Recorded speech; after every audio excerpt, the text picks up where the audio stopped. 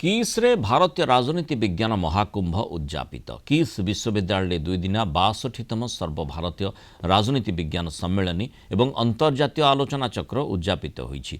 किस और Indian political science association आईपीएसए र मिलित आनुकूल्य अनुष्ठित होइथिला आलोचना चक्र। यह अवसर में आईपीएसए पक्षरु किट और किस प्रतिष्ठाता डॉक्टर अच्युत सामंत को आईपीएसए नेशनल थैंकफुलनेस प्रदान करा जायथिला। यह छड़ा डॉक्टर सामंत को आईपीएस रो ऑनररी आजीवन सदस्य भाव ग्रहण करा जायथिला। एही सम्मेलन में we the people of Bharat उपरे अंतर्जातीय आलोचना चक्र अनुष्ठित होइथिला।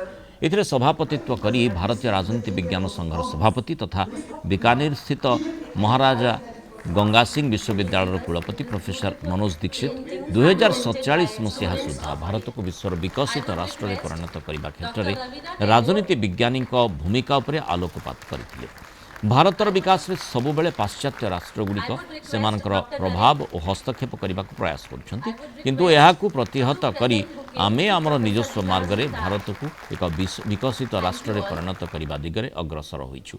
शताब्दी शताब्दी धरी पाश्चात्य राष्ट्रगुड़िक विकसित राष्ट्र जो परिभाषा सृष्टि करथिले ताकू भारत प्रतिहत करि चलिथिबारु एहा सेमानक पई चिंतार कारण होइछि बोली से कहिथिले। आमे आम निजर संबल व्यवहार करी सामग्रिक भावे सबु क्षेत्र में तलठू उपर मुंड पर्यंत समस्त सबु वर्गर जेपरि विकास होई पारिबो से दिगरे भारत कार्य करुछि बोली प्रोफेसर दीक्षित कहिथिले।